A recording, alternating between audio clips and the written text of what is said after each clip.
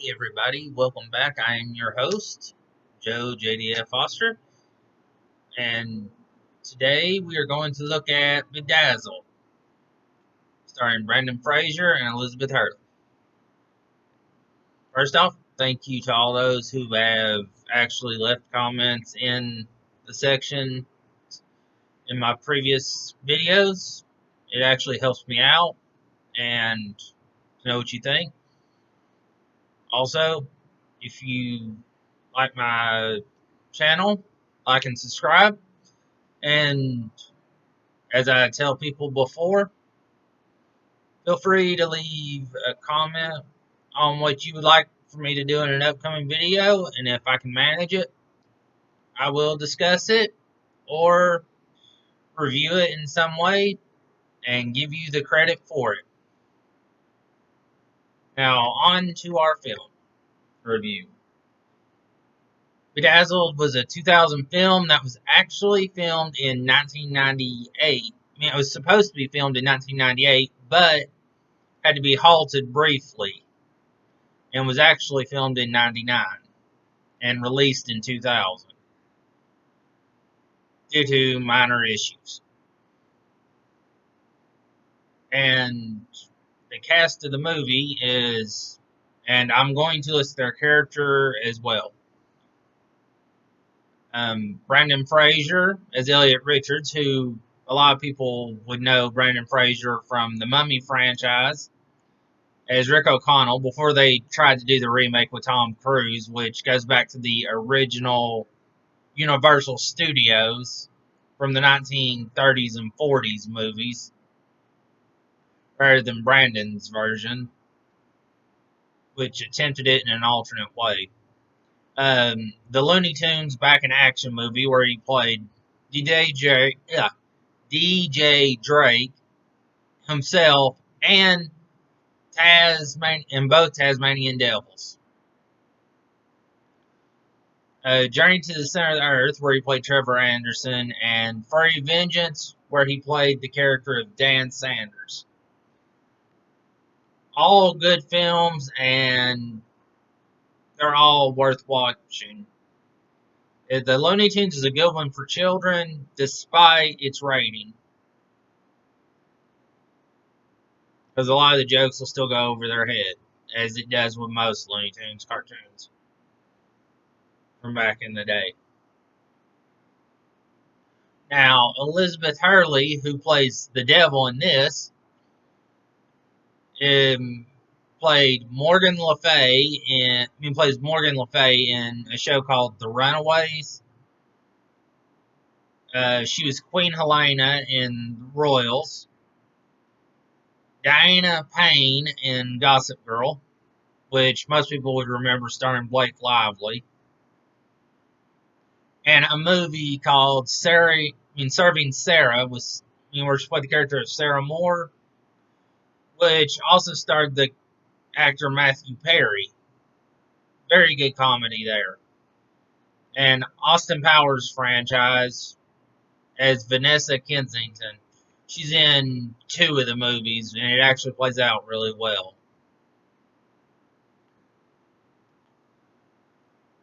Third on the list is Frances O'Connor. Might be mispronouncing her name wrong. Who plays Allison or Nicole. She plays a dual role in this movie. She was on the TV show The End as Dr. Kate Brennan. Troy, The Fall of a City, as Hecuba. My question is, because I haven't seen Troy or The End, is that in Troy, Fall of a City, Hecuba? Is that the demon Hecuba, the witch Hecuba, or the one they consider to be a goddess Hecuba?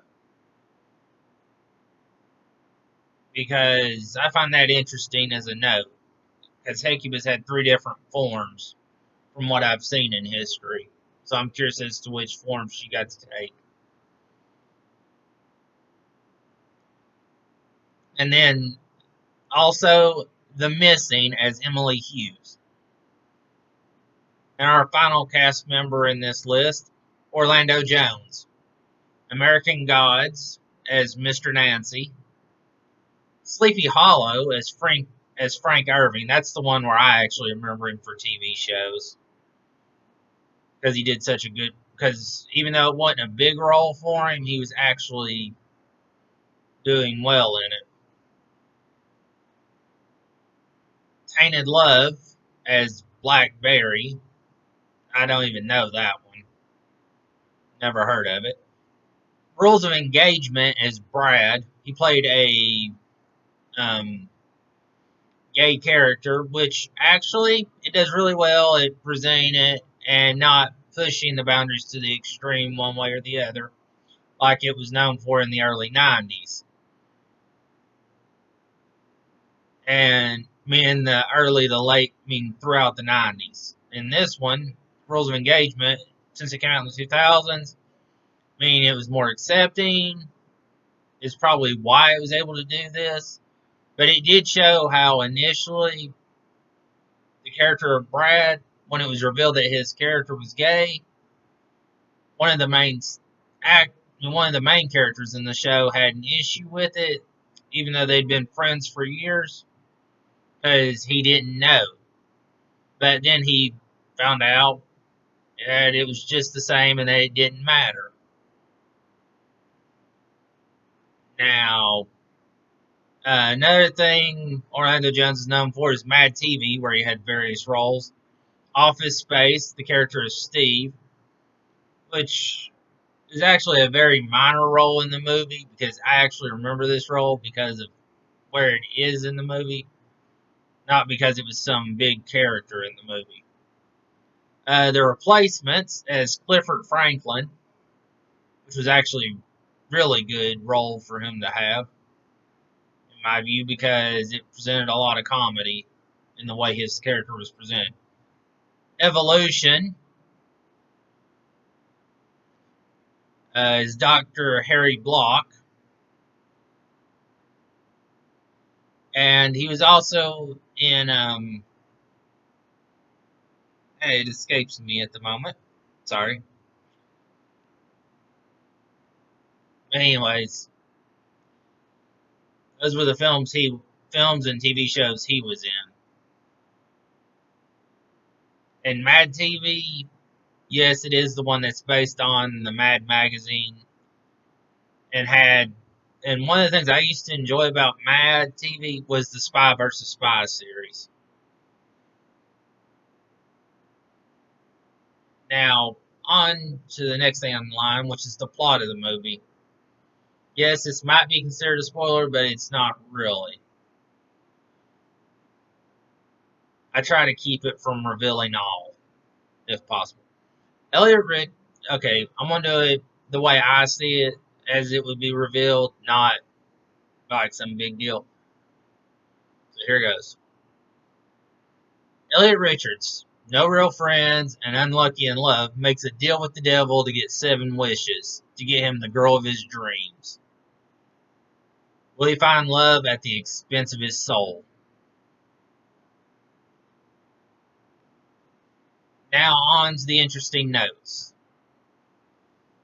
First of all, most people don't realize it. This is actually a remake of a 1967 movie starring Dudley Moore and Peter Cook.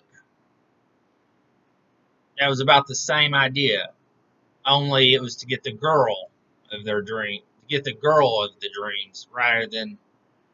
It was still about getting the girl of the dreams or the expense of the soul. And I highly recommend that if you enjoyed this one, watch the original. You can compare them yourself, see how you like it, and you will. In my personal view, the original was really good, and this one was up there with it. I can't really go. I go back and forth on which one I actually like better because it depends on the situation. Also, something I couldn't confirm, but has been listed in multiple places, so it might actually be true. I listed it as a rumor. Is that according to the producer Trevor Albert, Elizabeth Hurley actually owned the schoolgirl outfit she wore in the movie. Another thing about this is that in one scene where she's at the school and she's being a teacher, there's a nice big math formula or a science formula on the board in the background. She erases. She teaches it to the students real quick and then erases it.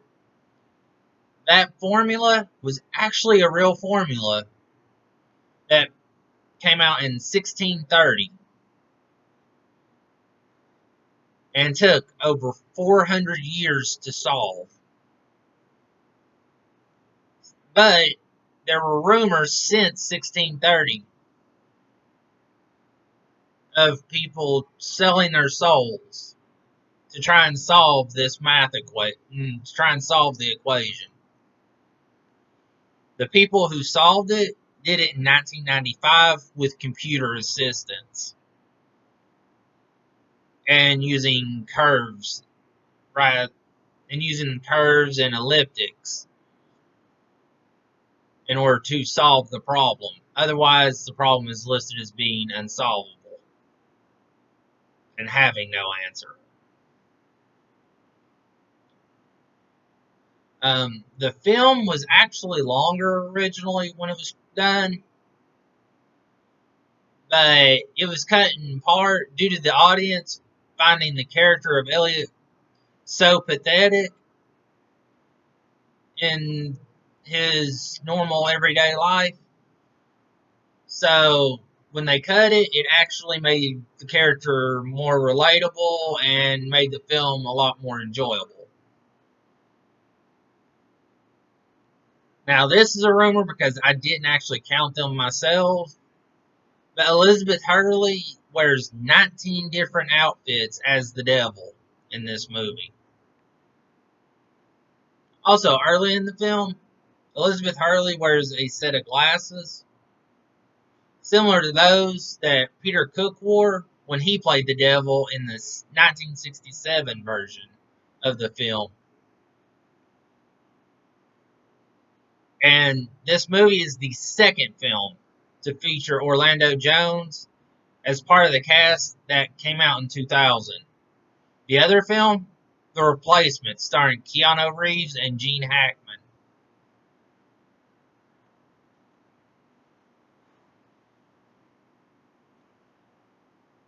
And now on to my final notes. The good parts of this film, in my view, were that it hit the comical notes at the right moments, and it teaches a lesson about trying to get things for free or trying to be something other than yourself. The bad thing, though, about this film, which I do have,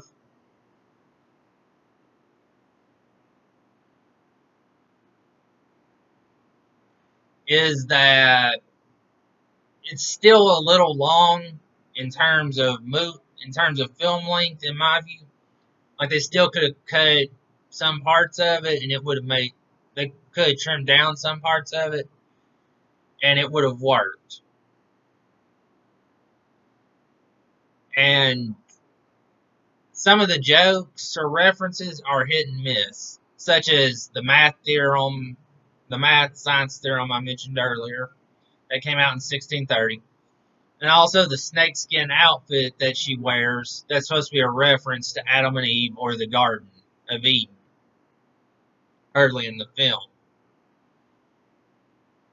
My recommendation on this film is that it's good for multiple watches or just when you're looking for a good comedy for a movie night just to enjoy. And it's a good one to watch with the family because minus certain things, it got PG-13 for a good reason, but not for a completely over-the-top reason. But it's still, in my view, it's a good family movie for a comedy. not for like family deal. Going for traditional values, things like that. This one would have been like Gremlins. But for my overall grade on it, due to the bad, I had to take off on the grade. Otherwise, it would have gotten higher. It gets a B minus overall. Now, tell me what your thoughts were on Bedazzled, the 2000 version, or even the Peter Cook version from 1967 in the comments, and also what you would like for me to do for the next video. Until then, I'm out.